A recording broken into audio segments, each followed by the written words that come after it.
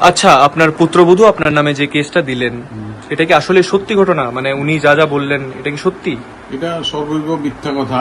কারণ ওরে আমি মেয়ের মতো দেখতাম, আর ওর সঙ্গে ও যেগুলি কথা কইছে যে আমি ওরে খালি ঘরে গিয়া সেটা দরজা আটকে সেটা এইসব করতাম, মানে বাজে বাজে এগুলি আমার মুখে দিয়া আমি কইতে পারতাম না। কারণ সে আফটারঅল আমার ছেলের বউ আসলো, আমি এগুলি কইতে পারতাম না। আমার নিজের কাছেই খারাপ লাগতেছে সে কি করে আমার নামে এই লিগেশন আনলো, এটা আমি জানি না। কারণ তার সঙ্গে সে যেদিন ঘটনা হয়েছে সেদিন সকালবেলাও তারে আমি বুঝাইছি যে তুমি এইসব মেজামেজি করো না, একটু লিবারেল হও, একটু মানে ভালোভাবে চলো, বড়রার কথাবার্তা শুনো, সবকিছু শুনো। সে আমার লোক এখানে তর্ক করছে, আমার কথাও শুনে নেই। তারপরে আমি আইসা পড়ছি, আইসা পড়ছে পরে তারপরে দেখা গেল আমি আমার কাজে আমার ক্লাবে গেছি। যাওয়ানোর পরে তার বাবা আমারে ফোন করছে, ফোন করে সেটা কইতাছে আমার ছেলে নাকি তার উপরে অত্যাচার করছে, আপনি আইন তাড়াতাড়ি। আমি আইসি বাড়িতে আমি ঢুকতেও পারছি না। এমন সময় তার বাবা, তার মা, তার দিদা, তার ঠাকুমা, তার মানে আরো তার আরেকজন রিলেটিভ আইসে, আইয়া উড়ু করে এসে অকথ্য ভাষায় গালিগালাজ করছে এবং রাস্তার থেকে শুরু করছে গালিগালাজ। এবং এটা যদি আপনি যদি কষ্ট করে আমার পাড়ার মানুষরা যদি জিজ্ঞেস করেন, ওরাও এটার স্বীকার করবো, ওরা এটা কইব। আর তারপরে দেখেন ওর বাবা ঢুকছে, আমার তো এটার মধ্যে আমার কোনো ইয়েই নাই যে এত বড় একটা ঘটনা সে করবো। আমি আইসি, আমার পরে ক্লাবের থেকে যখন আমি আইসি পরে তখন আমি দেখি ও গেটের সামনে দাঁড়া রয়েছে। তখন আমি ওরে জিজ্ঞেস করলাম তুমি গেটের সামনে দাঁড়া রয়েছো কে লিগা? কইছে কয় না আমি গেটের সামনে দাঁড়া রয়েছি, আমি ঘরে যাইতাম না। আমি কইছি আসো ঘরে 2বার 3বার করার পরে দোতলার মধ্যে আইসে না যে ওর ঘরে যখন ওরে যাইতে কওয়া হয়েছে তখন গেছে না। তখন ওর বাবা আইসে ইন দ্য মিন টাইম আইসেটা মানে অকথ্য ভাষায় আমার গালিগালাজ করছে।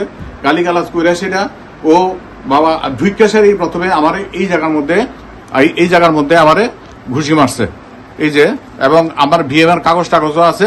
এই জায়গার মধ্যে আমার ঘুষি মারছে এবং ব্লিডিং হয়েছে, কন্টিনিউয়াস ব্লিডিং হয়েছে।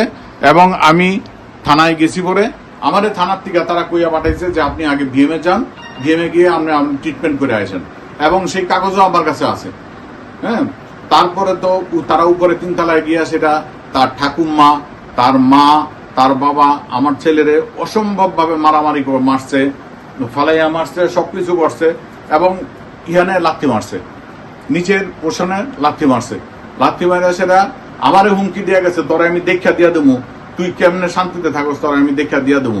আমি এই যে ও যে কইছে আমি যে ক্লাবের করছি কিছু করতে পারতাম না, তারা কিছু করতে পারতাম না, এইগুলি একদম সর্বৈব মিথ্যা কথা। আমি কোনো সময় এরকম ভাবে চলাফেরা করছি না, বা আমি চলাফেরা করিও না, এইভাবে আমি চলাফেরা করি না। এটা আপনি যদি ইচ্ছা করেন আপনি আমার পাড়ার থেকে সেটা আমার পাড়ার মানুষদের জিজ্ঞাসা করতে পারেন, ওরা ওই দিন কি আচরণ করে গেছে আমার বাড়ির সামনে।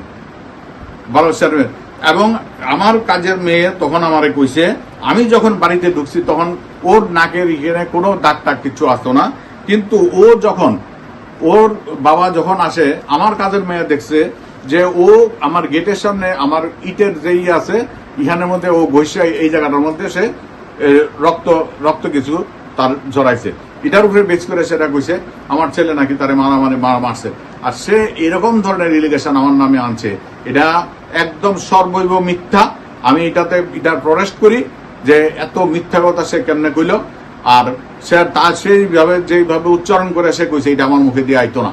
কারণ আমি এই বংশে বিলিভ করি না, এই বংশে আমি বিলিভ করি না। কারণ তার সঙ্গে ও আজকে না, সে বিয়ার পরে 6 দিন পরের থেকে তার গন্ডগোল শুরু হয়েছে। সে 2 দিন পরে বাড়ির যেত একটা অজুহাত লইয়া সেটা আবার কিছুদিন পরে আইতো, তার মা বাবা দিয়া যাইতো, দেয়া গেলে পরে সে আবার 2 মাস ঠিক থাকতো।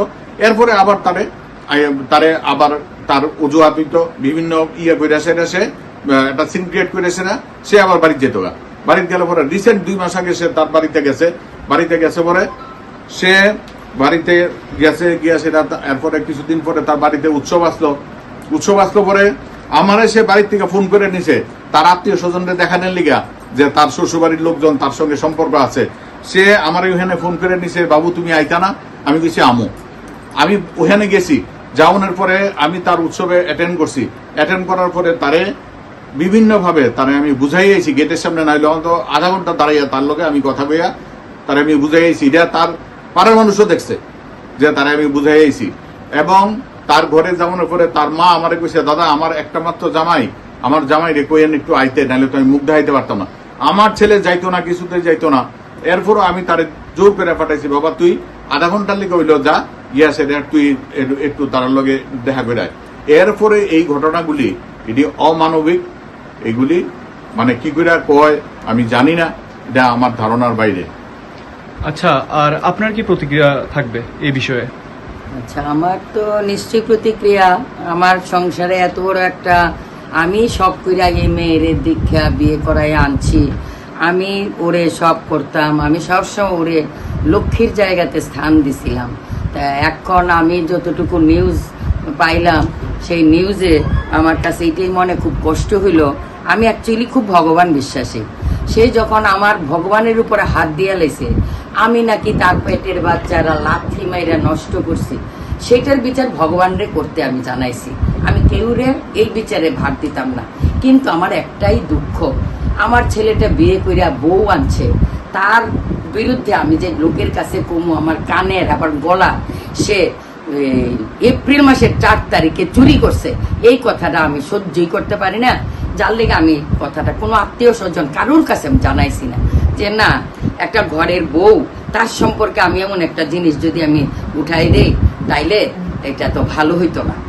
যাই হোক, এখন আমি জানতে পারলাম আমি নাকি ওরে লাথি মারি, আমি নাকি ওরে চুলে টানা দেই, আমি নাকি ওরে এই করি, ওইটার বিচার আমি ভগবানের উপরে ফেলাইছি। আমি যা যা করছি না, সে যখন